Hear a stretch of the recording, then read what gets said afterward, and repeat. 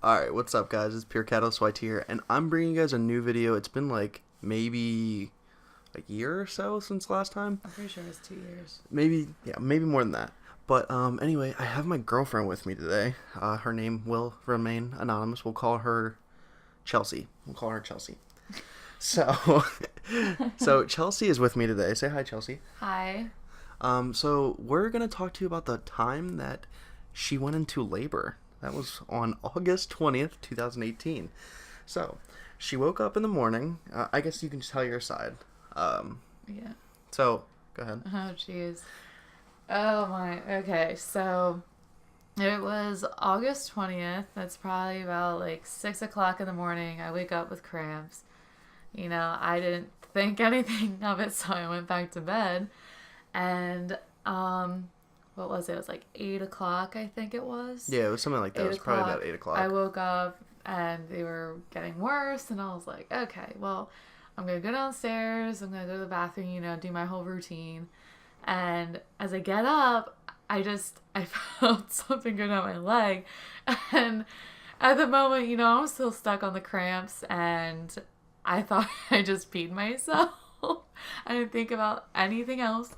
So I go downstairs, I go to the bathroom, and I told my mom, I was like, Mom, can you go upstairs and get me like a new pair of shorts or some pants or something? And she was like, you feeling okay? And I was like, yeah, just my cramps hurt and stuff. And so my mom gets me a pair of pants, and we call the OB, and the midwife told me that I should take a bath, drink some water, because she thought I was dehydrated. And what happened after that? Oh, yeah, I got out of the bath because, like, I still wasn't feeling okay. So I went and sat on the couch, and my mom's, like, watching me, and she was like, I think we need to go to the hospital. I got to the hospital, they took me in the room, and I find out that I'm 5 centimeters already, and my water already broke. So that's what happened at my house, and what else happened? At this point, she had texted me in the morning, and she was like, hey. Oh, yeah, I was just like, I wasn't feeling good. I said, I'm not feeling good. And I was like, called the midwife. I told him everything that happened. I said, I'm going to go to the hospital. I even called my dad in the car, and I was like, I think we're ready. I think it's time, you know? And people were like, well, yeah, you're going to go. Because at this point, she had scheduled what was that? Not an epidural. What's that word that they used? Wait, for what? They had planned to induce her that day, and everybody's like, oh yeah, you're getting induced today, and we're like, no, like I was she's supposed to coming. Get induced at like what 1 o'clock? 1 p.m. And nope, she came sooner, which we're actually really happy about. I'm very blessed about that. But anyway, we got to the hospital. You know, they strapped me up, and let me tell you, that was the most uncomfortable thing ever. I hated those things because, you know, they're just monitoring the contractions and the baby's heartbeat and stuff like that. And mind you, I had a head cold and a headache. I was so sick. I had a sinus infection. It was the most terrible time of my entire life. And mind you, she had texted me at this point, and she's like, hey, yeah. I'm going to the hospital, and I started freaking out right away. I was like, oh my God, are you serious? Like, is everything okay? You're all the way up in Philly. Yeah, I was the whole way up in Philly working. And at this point, I was like, okay, well, I'm going to start cleaning up the tools. And she's like, don't leave yet, everything like that. And by the time she got there, she got checked out and everything else like that. She went and, got checked by the doctor. She texted me back, and she's like, hey, I'm 5 centimeters dilated. I'm like, oh my God. All right, well, she's like, you can leave. I'm on my way. And I'm like, oh my God, you're already here. Yeah, so my boss is sitting in the passenger seat. He's an Amish guy, and he's like, oh yeah, go ahead. It's fine. You can go as fast as you need to. We'll be all right. You know, so that's my terrible impression of an Amish dude. So I'm sitting there going down the highway. We're cruising about 90 miles an hour, and in the work truck, mind you. We get back to the shop, and maybe like 40 minutes, not even, like 35 minutes from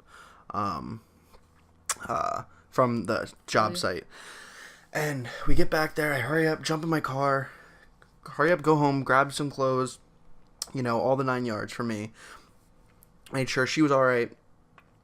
I bust in my car, start going down the road, and it's probably about 45 miles an hour around my house. I was on the straightaway. I was like, oh my god, I need to get there. Like, hurry up. Mind you, my car, is semi-new at this point. Like, it's not new, but, it's a 2014 Ford Focus, and I'm sitting there going down the hill, or not down the hill, going down the road, and I'm like, oh, I feel the need that I need to go fast and get there quick. I hit 120 miles an hour in my car going down. And let me just tell you right now, this is the first time I'm finding out about this. I never knew he was going that fast. Oh, well, I thought I told you. Way to expose. So we were going down the street, and I hurry up and jump into the hospital, and they're like, oh, she's in here. Yeah, I'm like, and she's sitting there like yelling, and not really yelling, but like she's. I was a little bit more calm. I mean, yeah, like the contractions were like, ooh. They were probably like 5 minutes apart. Yeah, they were, and they started to increase. Like, I was gonna go without the epidural. And it was 8 centimeters. I left bruises on my mom's hand and like bruises on him. And I was just like, oh my gosh, give me the epidural. My dad's like, you sure you want to do that? And I'm like, give me the freaking epidural he's right sitting now. There, he's like, honey, are you sure? Are you sure, Caitlin? It's like, I know we talked about this. I was like, Dad, I need the epidural. And I told them. And it took them... Okay, it took about a half an hour. Well, this is what they did. Okay, so it probably took like 20 minutes. And, they're just like fiddling around with this cart. And I'm like, okay, where's this freaking epidural? My mom's like, it's coming. I was like, they're doing stuff. I'm like, well, it doesn't look like they're doing anything. And I was so moody. And I just wanted this baby out of me, okay? And... Okay, let's rewind here for a second. We were waiting here. I got to the hospital maybe about 10:30, 11 o'clock in the morning. We waited and waited and waited, and I don't think it was until... What time was it when I got the epidural? It was about 8 or 9 o'clock at night. It was about 8 o'clock at night. No, it wasn't. Yeah. It was not. What time do you think it was then? It was like during the day. I know it was still light outside. No, it was not. No, it's not. I remember that for a fact because... I think it was like at 4 or 5 o'clock. I don't know, but whatever. It was... She had gotten... we were sleeping. We took a nap, like, trying to pass time. And, they gave her the epidural. And, like, they didn't get it in right away, like she was saying. And, we were just, so impatient. Because we're like, oh, she's got to be here any minute. I was at 10, though, for the longest time. Yeah, she was at 10 centimeters for about an hour. And then these two nurses come in. And they're like, all right, it's time. Yeah, once I got, okay, well, now you just, skipped a whole big part. So, when I got... Rewind. When I got the epidural, it took them 30 minutes. They had a student. They were teaching a student how to do epidural. It took them 30 minutes trying to get this in my back. She is sitting at, 8.5, 9 centimeters right now, screaming because of all the pain she's in. Contractions were, 2 minutes apart to, a minute. And they're just telling me to stay still. I'm like, you're telling me to stay still while you put a needle in my back and I'm having contractions. And it was just terrible. I think my mom had to hold me. I'm leaning on my mom and I literally grabbed my nurse's scrub and he was putting a fan on me because I was so hot. And after they gave me the epidural, they're just like, oh, do you feel numbness? And I'm like, yeah. And they're like, what leg? And I'm just like, my left. And they're just like, okay, it's working. I'm like, okay. And but yeah, so I think after that I got sick. Yeah, she had gotten sick. I finally rested for a while because they made her rest for maybe about an hour. The nurses really were so happy I got the epidural because I needed the rest, because if I didn't, I would not have the energy to... She probably would have ended up having to get a C-section. Yeah, so... But it was, at this point, the nurses were saying, the doctor and stuff were saying that the baby was supposed to be 8. It was 2 hours for me to push. They predicted 8:10 for the baby. She was put... What did they predict then? Well, no, yeah, at the ultrasound, they said 8:10, But when I was like, yeah, whatever. But Just anyway, whatever. so we were all sitting there, and then that gets to the point where we're like, oh, it's finally time. And I'm sitting there, I'm like, oh my goodness, oh my goodness, oh my They said goodness. it was time. They said, like, because they asked if I felt pressure, and I said yes. And that's when it was time. They said, okay, it's time to push. They had me all get, like, ready, and I'm like, oh my gosh, I'm getting so nervous. And, well, time was it? It took me 2 hours to push. Yeah. It was about 8 And o'clock that you they started got, like, pushing. really serious with me with the last time because it was taking a while. But I was like, I was running out of energy, man. I'm having a headache. I have a sinus infection. You know, I really do not have the energy for this. And, well, it was like... It was about 8:30. Well, it was about 10:30 when she actually, like, started pushing where she wanted to get the baby out. I think it took maybe 10 minutes for you to get the baby out. Well, yeah, something like that. Like, he saw a little bit of the head. Oh my gosh. When I saw the head, it was just game over for me. I'm just like, oh my god. Like, this is really happening. This is really right now. happening. There's So, a baby. Holy crap. And they're like, all right, Dad, you ready? Hold up her leg. I'm like, oh. They yelled at me. They're just like, Caitlin, like, you need to focus, and... Well, okay. Well, now you guys know her name. All right. There you go. Oops. So, like, you really need to focus. And once I did, like, I just gave, like, one big push. She was out. And if y'all have, like, any girlfriends and you guys decide to get married and, you know, have a baby together, please let her know to, like, after you have the baby, they have to push on your stomach to try and get everything out. Like, that is the worst feeling that you want to have after you just let a baby out of your freaking stomach. oh, she felt awful. And at this point, she was like, after the baby had came out, you know, they had threw her up on her chest. And it was probably one of the most beautiful things I've ever seen, even though it was gross / beautiful. She barely even cried. Like, she cried for a little bit. No, she had a little baby cry, and she was like, "What?" I just was like, "Oh my god!" That was great. So at this point, Katie was, you know, very, very tired, and the only thing she wanted, there was one thing she wanted, and that was some McDonald's.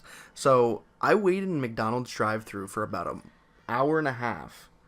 And, you know, waited there for her, you know, to get some food. And it turns out they didn't even have her food she wanted. So we had to supplement that. And, you know, moral of the story. It took you an hour to get my food. I was like, where are you at? He came back, actually. And I started... A bag of food. Well, no, I started, like, losing my hearing. I was about to pass out, and, like, they almost lost me because I lost a lot of blood. Like, I hemorrhaged. She had 2 hemorrhages that she ended up having. One. Oh, 1 hemorrhage. I was close to hemorrhaging anyway. Yeah. It was, like, 460, and it's, like, 500 for yes, that's right, that's right. hemorrhaging. Yeah. And, yeah, I lost a lot, but, you know, it's the most beautiful thing you could ever go through in life. Like, I know it's, like, a lot of pain, but it's totally worth it. And my mom asked me after pregnancy, like, maybe a month later, she was like, now that you were, like, all free from the pain and everything, you think you're going to have another kid? I'm like, oh, yeah. That's, you know, now that I know what it is, it's like, I can be a pro at this next time. And gentlemen, don't get any ideas on knocking your girlfriend up because it's not as easy as you think it is. I mean, yeah, it's a lot easier. Right now, she's doing, like, we got so blessed. She is so happy. And her name's Adeline, actually. So Adeline Rose. Okay, so anyway, yeah, her name's Adeline. And, you know, we're very, very blessed. We will have other stories to tell you about Adeline as she starts growing up more. And by the way, guys, she's 6 months old now, and her first words today was hi, and she's waving now. So yeah, this is the best life's time. Going pretty good. This is the best time for, like, you know, our daughter's life. Like, this will be the best time we can ever recover this time. So, anyways, moral of the story is, you know, yeah, I don't think there is a moral of the story. It's just, you know, us talking, and this is, I think, a great way back for me to come back to YouTube.